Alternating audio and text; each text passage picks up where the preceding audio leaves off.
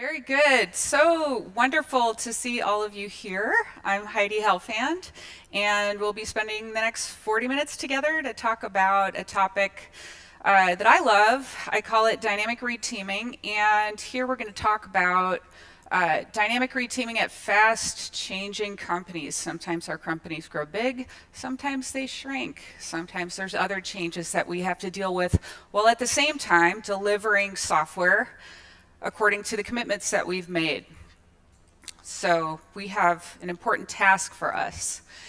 I am a practitioner. I've worked in a variety of different companies with different roles as a coach. I've worked as an interaction designer, worked as a VP of engineering. I'm currently a consultant. And one thing that I've noticed in my career is when I look for the answer, when we face problems in the organizations that I'm with, I've always read books. I've always looked for what will make this easier? How can we do better?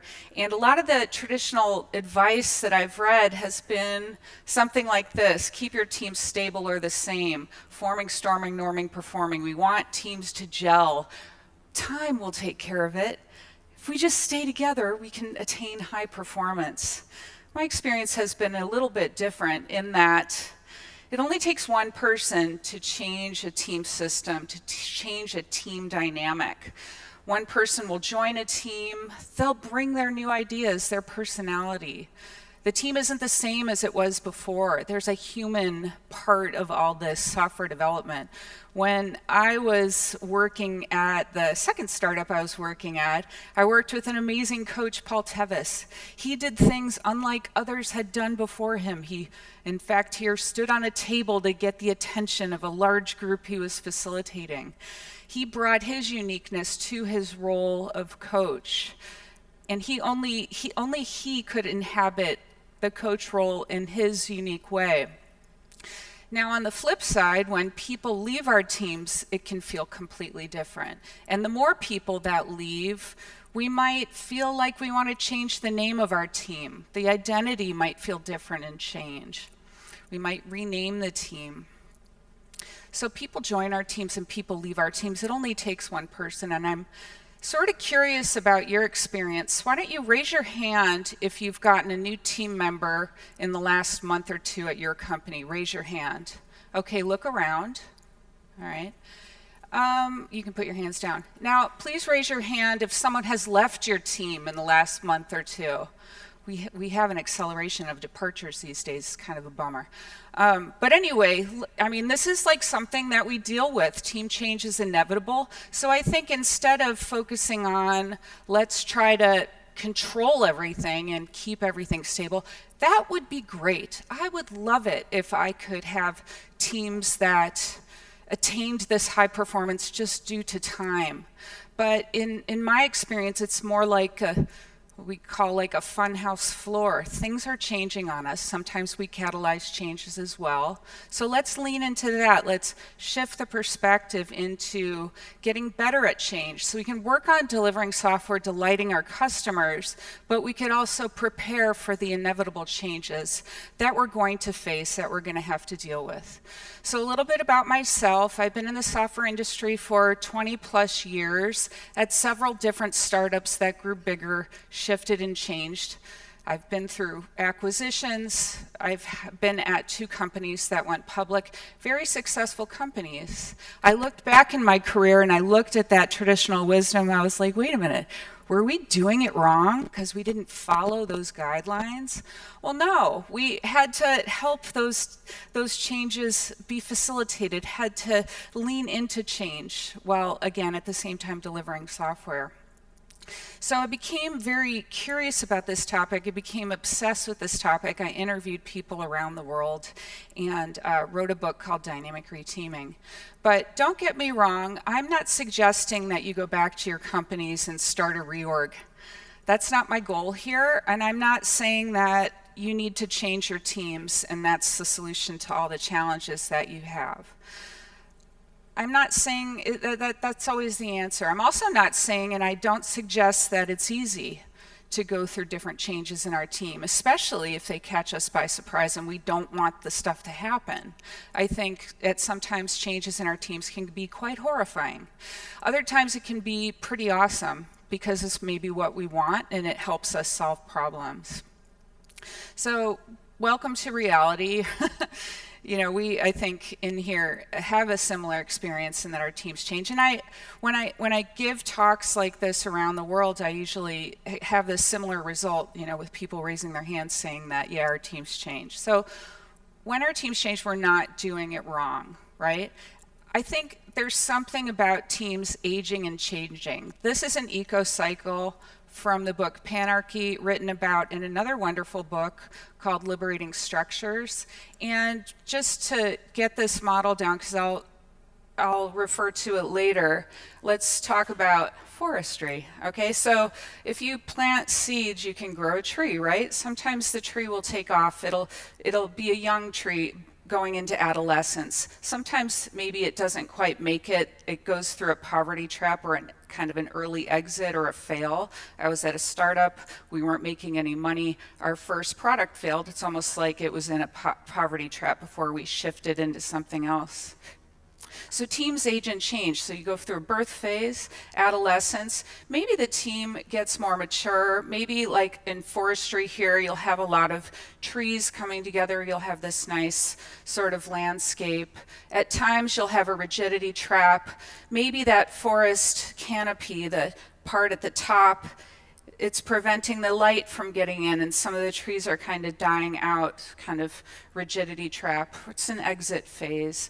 And then sometimes, maybe, I'm from a Southern California area. I live right outside of Los Angeles, and we have a lot of wildfires that come through. Things are very, very dry. It only takes a small spark to create a wildfire. Here, creative destruction or a disruption or a change might happen, and then seeds are emitted through this wildfire and things get into renewal and start again in a birth phase.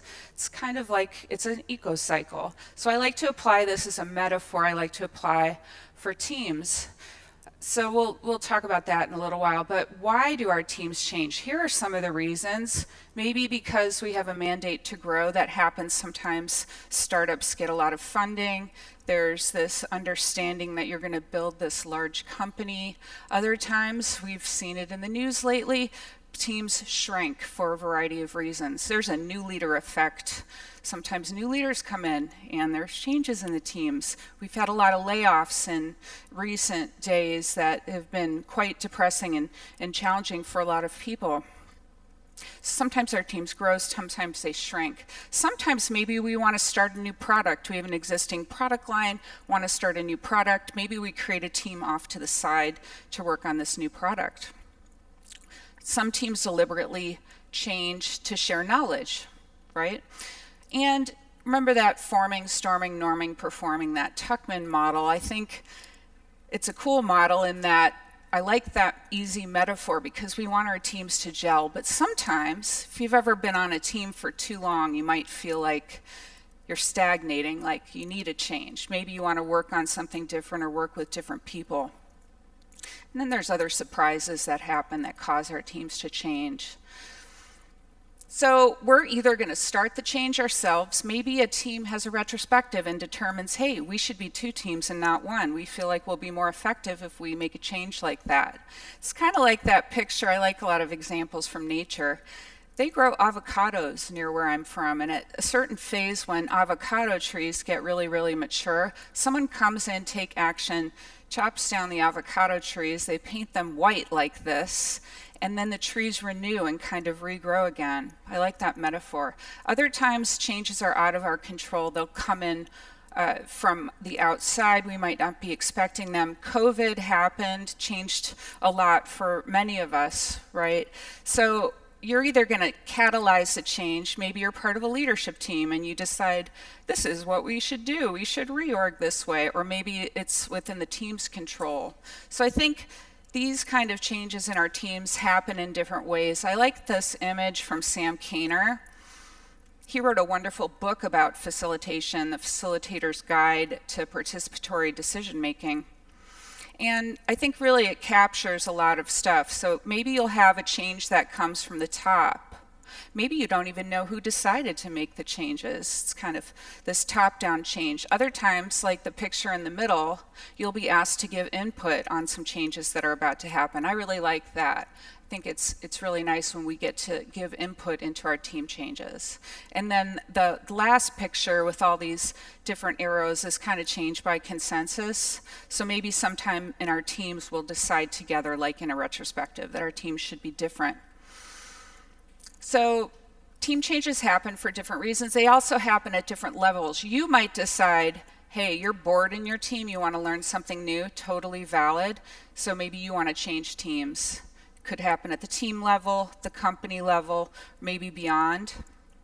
So this thing happens at different levels, right? And so it can feel very dynamic. Dynamic reteaming, it's a lot of different changes happening at all these different levels according to different patterns. Hey, so there are 5 patterns that I wrote about in my book, Dynamic Reteaming. So I don't know why I wrote this book. It just happened, and I became very interested in trying to prove the point that no, the reality is that we're dealing with a changing landscape as we're building software, as we're delivering. So it's another thing that we need to focus on and get better at if we want to succeed in our companies. We can't just ignore it. We can't just try to go for stability all the time. We have to deal with play the cards that were dealt. So based on my experiences and people I interviewed around the world, I collected data. I analyzed the data for patterns and came up with these 5 patterns for dynamic reteaming. So the first one is, I'll go through the patterns and then we'll dig into some of them with practical tactics for how to deal with the types of changes that you might see. So 1 by 1 pattern, somebody joins your team or somebody leaves your team. Pretty basic, a lot in the space of onboarding and offboarding. Grow and split. If your company is growing a lot, adding a lot of different people, what you might notice is that some teams might grow bigger, and for a variety of reasons, they might split into 2 or 3. How many have experienced kind of a larger team splitting into multiple pieces? Wow, look around. This is something that happens. These days, especially if you're in a company that has a lot of departures, you might notice a lot of merging, condensing, different teams coming together, sometimes deliberately to create larger teams, which work too, if facilitated well. So there's a merging pattern, kind of the opposite. Isolation pattern, if you have an emergency, you might want to team off to the side. If you're working on something new and you're in product discovery, you're trying to find product market fit on a brand new product, helps to have that team undisturbed from the teams working on the existing product that might be in maintenance mode, having a slower cadence. Switching is kind of like the 1 by 1 pattern, but for human reasons, you might want to be on a different team, again, to work with different people or to work on something new. So some tactics. So I'm a practitioner. I like being in companies. I am currently consulting now, but my preference is to be in long-term engagements where I can try to coach and help influence how stuff transpires as we're building software. So 1 by 1 pattern. It's easy. It makes it easier to onboard someone when we pair program, have sort of a buddy system, right? So many people probably do that today because we want the new person to attain the knowledge that we have. We want to introduce them to the code base, etc. There is some research, though, that says when you have someone join your team, it's more than just teaching them about your company. There's higher retention if you get the new person to talk about themselves and share about themselves, not just try to have them learn everything about the company. I like practical activities like this one. When someone new joins your team, it's an opportunity to build relationships with everyone on the team. So doing activities like this one, you can Google. I didn't make this up. User guide to me. If you use some of your team time, maybe during a retrospective, where everyone shares their preferences about how they like to work, I think it can help not only help the new person feel like they belong, which is what you want to do, but also gets others to share about themselves. Because sometimes it's quite triggering when someone new joins our team.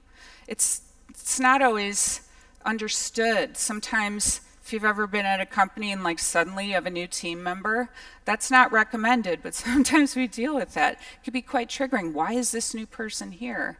I've had this in my past. These are two of my mentors. So you can tell that they're founders because they're hanging a whiteboard on a wall. This is years ago. You do what it takes, right? Anyway, so when I was challenged by people joining and not understanding the bigger picture, I was always encouraged by these mentors. Klaus Schauser, always telling me, have lunch with this person. This is back when we were working in person, but it could be done online too. Like, get to know the people that are joining. I had another founder, John, here, would always encourage this sort of founder's mindset. These are things that you can share with other people on your teams if you notice someone's having a problem or a challenge with new team members. Like, how can you help that other person be successful? I find myself giving this advice over and over in the companies that I work in. And what can you learn from this person? If you've ever had a new leader join, and maybe someone on the team was expecting to become that leader, we always encourage, what can you learn from this person? So I think, it's one thing about onboarding a new person. It's hard sometimes for them to acclimate to the environment, but it's also facilitating kind of the re-belonging of the people who are already there. So it's this double thing. It's onboarding the new person and then helping the people that are already there acclimate to the change. Now, when people leave, it can be confusing sometimes because maybe people aren't talking about why someone's leaving, or it can get awkward. They work with HR, suddenly someone is gone.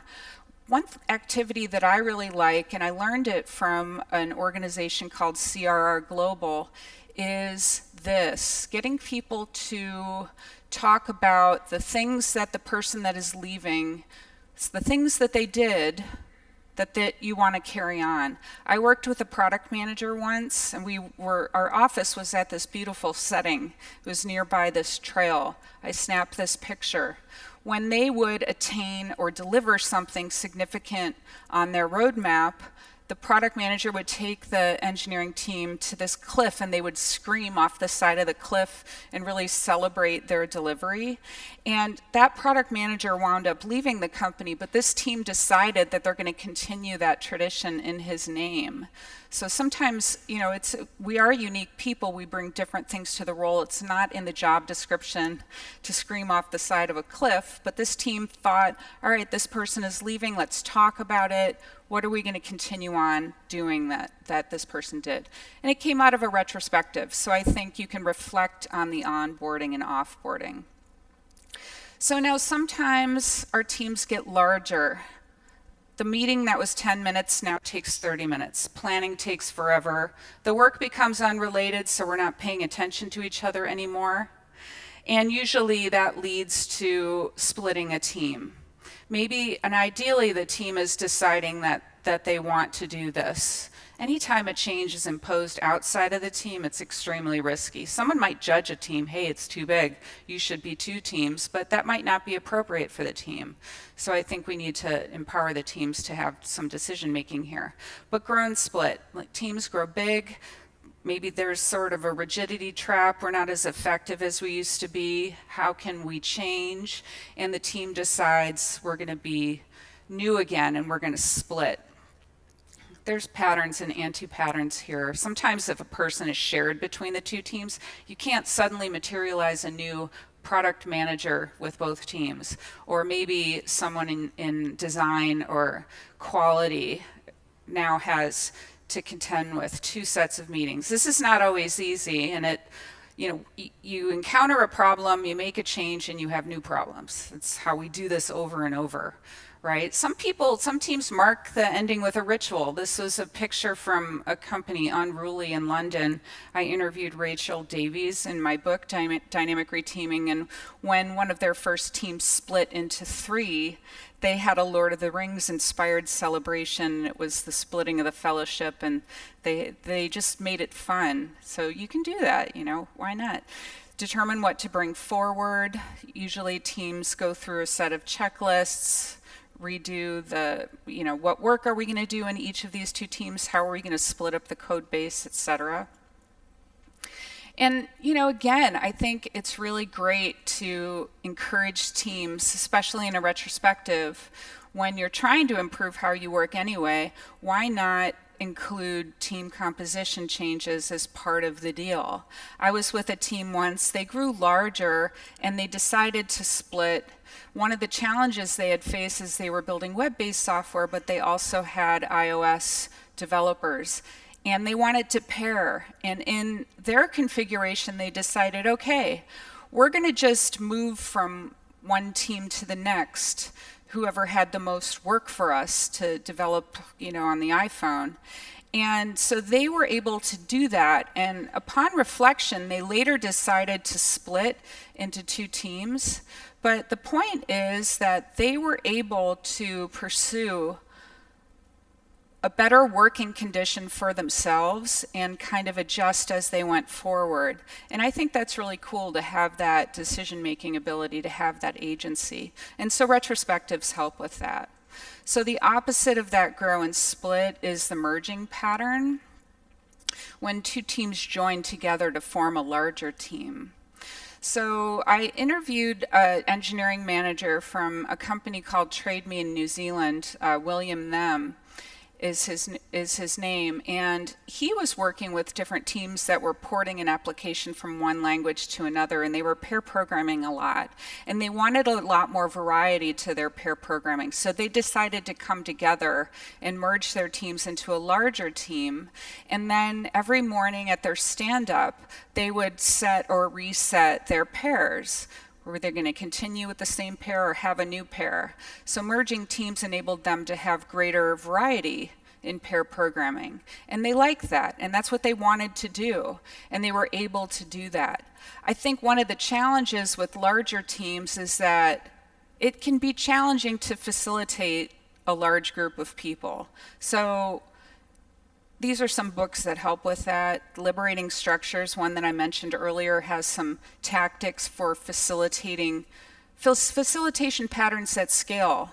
For example, 1, 2, 4, all, doing things on your own, talking with a pair group of 4, and then with all. There's tactics that would scale to this size room or even the keynote size audience that we were in. This other one from Sam Kainer, also very helpful. So larger teams, you have to facilitate the meetings differently because there's a lot more people, and then it becomes kind of awkward sometimes. So little tip there. I also like this activity I wrote about in my book, Dynamic Reteaming, called The Story of Our Team. This looks like that iOS team I was talking about, actually. They grew larger, and they did an activity at one point where we put this paper on the wall and made a timeline. Everybody stood in the order in which they joined the team, and they wrote about their start dates, the major milestones they attained, and then they told the story of the team. And this is a good thing to do when two teams merge together, because you can have kind of branches that come together, and then it helps the people develop a shared history of what the two teams were like when they came together. So Story of Our Team is one of the tactics that I like to do. It takes an hour. A lot of these things you don't want to do anything for too long. So sometimes you have grow and split at a larger level, or maybe mergers at a larger level, or other configurations. New leader comes in, everybody reorgs, right? It's challenging, but these are things that are reality that we have to deal with, even though we might not necessarily choose that. So large-scale grow and split, kind of at these levels. Your company acquires another company. Suddenly, all of these people get blended in. Some people leave. So what do we do when this is like with hundreds of people or 80 people or more? Kind of in this case where maybe we don't get to decide. Ideally, we get to give input, and I love when that happens. But it's not going to be a consensus decision if you're going to acquire another company and what's going to happen after that. So I think co-designing and including people in the decision making is important. This is from a company that I worked at a few companies ago, and we had these infrastructure teams, these groups of teams that I think we were going from 2 divisions to 3. For a variety of reasons. And what we did was visualize it on whiteboards. And we even had blank lines on these whiteboards indicating positions that were open that we were going to hire for. And with a series of events, what we did was we brought people together and we looked at the new structure that some directors made up down in an office. And we got input, and we learned to change this new org design based on the input from the people that were closest to the work. Like, this team should be over in this new division, not over here, and here's why. And we encouraged people to, if you feel like you need a change and you want to talk to one of these managers about having a new assignment, here's how you do it. So we co-designed it together with the people. And I think things like this have greater success, or better engagement, at least higher engagement, because people are asked to give input. Now, taking it a step further, there are wonderful companies, and you have the opportunity to hear about self-selection after this session from Chris Smith from Redgate Software. He's going to be talking in the room right next door about self-selection at Redgate. So self-selection is, imagine if we were a division in a company and we have new goals and we wanted to reset our teams. Maybe we see the missions of the teams and we have an opportunity to indicate if we want to change teams. So through an orchestrated event, or it might span multiple days, we get to say which team we want to join, or we get to indicate our preference. So it's kind of like giving that input, right? Maybe the managers decide the final configuration, but we get to give the input. So I think it's pretty cool.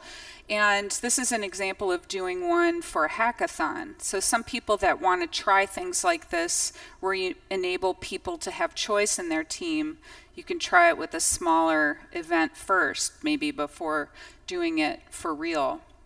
The other thing I like to do is create, let's say, remember that change with the whiteboards I showed you there? One of the things that we did was create a one-pager or a document, like, why are we going through this change? Problem statement. We had visuals of the teams currently, the teams in the future, a timeline of the changes so people understood when the new teams were going to happen. When, what were the frequently asked questions that people came up with about the change? So I'm a big fan of kind of writing a document and having several different avenues to explain and to try to have a shared sense of what the big change is going to be. This is another thing I like to put at the top of the documents, and it's a framework called RIDE for decision making. And actually, in my last job as VP of engineering at a company, when people would make proposals for a variety of things, we had RIDE at the top of it. So somebody would write a one-pager about a change, maybe it's a team change, and R would be, so you put RIDE at the top, and R, who's recommending the change, like someone's name. I for input, who's going to give input to the change. D, who's the decider of the change? One of the most ambiguous things with some of the changes we try to make, if you don't indicate the one person who's the decider, things are going to just stagnate a bit. And then E, who's going to execute the change or make it happen? It could be different than who's recommending the change. This is a framework that I learned from a chief people officer when I was at Procore. Her name is Pat Waters. She doesn't write about this. I think she should. I encourage her to do that. But I think it's a very useful thing.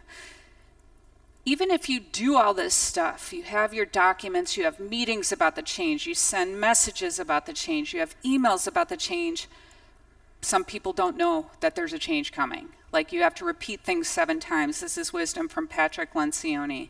And I think if you're one of the leaders in your company with changes, maybe you've been talking about these changes with your group for a month, but everybody is learning about it on day 1. So you have to have patience and let people digest some of the changes, ideally. So not everything lasts, and this is getting into the last pattern that I'm going to talk about today, which is the switching pattern, right? So sometimes you might feel like you need a change. You might feel like you're stagnating in your company or in your role, right? I think as leaders, we can assume that it's only a matter of time before people get bored and they need to be refreshed in the company. Some companies try to plan it in there and switch at a regular cadence, maybe with annual self-selection events to kind of refresh people's focus. This is a picture from Pivotal Labs Cloud Foundry from years ago. Evan Wiley, who I interviewed from my book, would tell me about, they would track how long people were in teams with time and deliberately encourage people to switch teams to spread knowledge. Some companies pair switch 100%. Menlo Innovations, Ann Arbor, Michigan. I interviewed Richard Sheridan in my book. He's an amazing storyteller. He calls himself co-founder and chief storyteller. But they pair and switch pairs, it's what they do in their company. And you know that when you're joining, because there's parity between the hiring and the experience. Hunter Industries, another company, this one in Southern California, where Woody Zuhl and his team invented the mob programming approach, ensemble programming. I interviewed Chris Lucian. There's some stories in the book about how they do switching, in that they have the groups of people together coding on one screen. You can see these large screens that they had, I think, before they became more distributed. But the switching rule there that they had at the time that I wrote this book, the engineers would decide on the switching, and then they would inform the manager about it. So I thought that was kind of cool, because it was more of this, the fluidity was encouraged by the engineers that just wanted to switch. At any rate, I think we can have people stay at our companies longer if we share and let people know about opportunities. So let's say you're building a new product and you don't have to hire everyone in from the outside, but if you make opportunities known within the company, people can get renewed and refreshed and maybe want to stay at your company longer.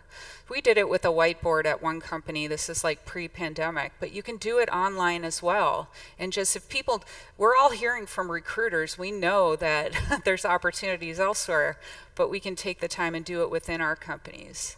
I think also the mindset shift with managers is also really important. Not wanting to, and one of the there's a section about anti-patterns in my book where there's stories about some managers wanting to just keep all the great team members on their team and not let them switch. And that's a shame, I think, because it's like, why would we hold back someone's learning? And then, for everyone that's a software engineer, if you know that you're the only person that works on a system, try to see if others can work with you, because it's only a matter of time before you're going to want to work on something else. So if we build in some redundancy and you're not the only owner, maybe you'll have more opportunities later. Maybe your life will be easier later. So I think you can plan for that. So I talked about these 5 patterns of dynamic reteaming. And, here's the thing. Time passes. When a lot of these changes are going on at once, I think it can get pretty confusing, because it's also invisible, like people acclimating to new changes, whether it's accepting a new team member on the team, whether it's joining a new company, whether it's suddenly you're on a larger team, or, a bunch of people have to leave your company, it's like the sign of the times these days, unfortunately, is horrible. People adapt at different rates. Some people are in the new beginning, and others take time to adjust to new changes. I worked with a VP once, and she talked about we have to improve our time to adapt, right? But, we're human. Like, give us a break. Like, sometimes it's really upsetting when changes happen. Sometimes it takes us a little more time. People, when there's a lot of changes going on at once, people always ask the question, like, how do we maintain our culture? It feels different today than it used to feel. Well, that's because it is. Time moves on, and we're morphing and changing, and new people are joining, and it's really great. People are, it's like all these different configurations. So the way it was before is not going to be the way it is in the future. So we need to enjoy these times we have together, especially when we're loving our team situations. So when we are experiencing a lot of different changes, dynamic reteaming, I think it helps to have people find each other. Let's say we're an engineering product development organization in here. So we can maybe have an open space or kind of unconference where we come together. Let's say we want to communicate better across our different platform and app teams or whatever we're doing. We can have a challenge that's important to solve from a business perspective, technical perspective, and we could all suggest talks that we could give throughout a day, and it facilitates people finding each other across, a crowded room, across a big organization. So, I'm winding down here, but the other thing is even if you're online and you're in a meeting with Zoom or whatever, these two are having a conversation, but if we gotta just pay attention to each other. I think there's a lot of human factors about the work that we do, and so, we'll build stronger teams if we really focus on each other, put our attention out, build relationships. I was working at a company, and there were two other people on the call with me, and I heard a dog barking. I'm like, oh, show us your dog. And he lifts up this dog. This is an actual photo there. I blanked out his name, and it was a Pomeranian. And then the next person that was on the call too, he's like, wait, I have a Pomeranian too. But the thing is, these guys worked together for 7 years, and they didn't know that they both have this rare dog, right? And I don't think we need to share everything about our lives completely, but just getting to know each other and building the relationships is important. So anyway, we're either going to catalyze the changes in our teams, or maybe as leaders, we're going to encourage some changes, or sometimes we'll be in a situation and changes are going to happen. When we experience changes in our organizations or teams, we're not doing it wrong, right? We don't have to have that ultimate quest for stability. It would be nice. I haven't found it in 20 years, have you? I think it would be great. But it's just not the world that I've lived in. You're going to get curveballs. I get plenty of curveballs and surprises. It's how you respond to them that's important. And, focus on learning. We'll have challenges. We can read, we can talk to other people, go to conferences like Øredev to try to get inspired, find some answers. And you can make a big impact, right? It's about delivering software. It's about delighting our customers. It's also about your life, right? You're spending your time working at a company, consulting at companies. You can make a big impact. You really can. And I think it's really, at the end of the day, it's about how we treat each other. It's all about the ride. So in conclusion here, reteaming is inevitable. We might as well pay attention to that, get better at that while we're building software. And yeah, I am really happy to be here. I'd love to talk with any of you. If this resonates with you, you can connect with me on LinkedIn as well. This is what the book looks like. This is a second edition of my book published by O'Reilly in 2020. Great publisher there. And yeah, thanks so much.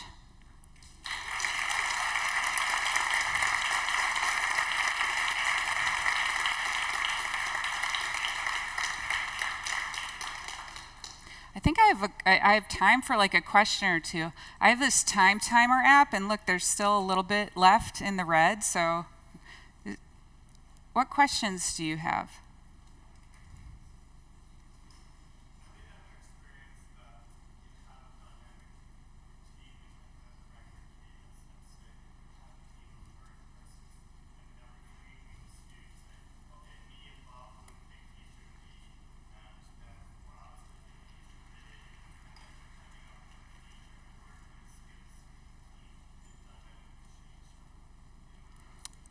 Yeah, so the question is, if you experienced a situation where you have a team and then maybe people kind of switch at a regular cadence.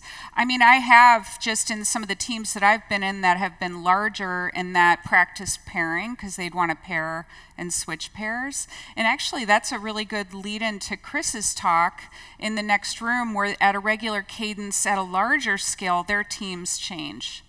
So it's kind of built in. Okay, one more question.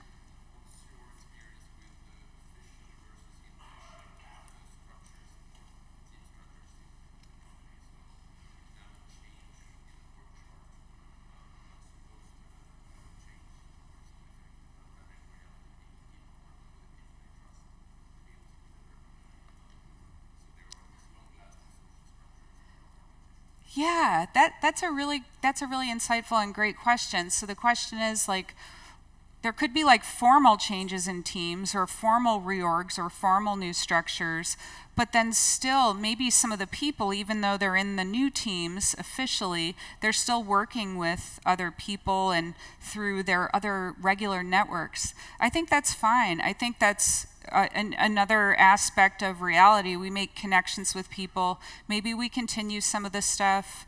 Maybe we work with the new team members. I think it becomes a matter of managing our time. Are we getting the new work done in the new structure? I think, it's great. Like, imagine that we're a company here and we're in set teams, but still there's a network of people. And with things like, maybe Slack, it facilitates our communication together. Yeah, I think that's definitely a thing. So, excellent. Well, thanks so much. Enjoy the rest of the conference.